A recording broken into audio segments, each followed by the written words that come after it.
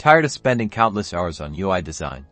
Today we're diving headfirst into the AI arena to pit Uizard against Galileo, helping you choose the perfect weapon for your design arsenal. First up, Uizard. Its standout feature is the Auto Designer, allowing you to generate entire user interfaces from a simple text description. Imagine you type e-commerce app, and boom, instant design. Plus, its wireframe scanner lets you upload hand-drawn sketches and convert them into editable digital designs. Talk about magic. Now, let's meet Galileo. This AI tool shines when it comes to design system integration. It uses your existing design language to create consistent and beautiful interfaces, saving you tons of time on manual styling. And if you're working in a team, Galileo's collaboration features are a game-changer, allowing for seamless feedback and version control. So, who wins? Uizard is your go-to if you're new to UI design or need quick prototypes. Its intuitive interface and AI-powered shortcuts make it super user-friendly. But if you are a seasoned designer looking for advanced design system integration and collaboration,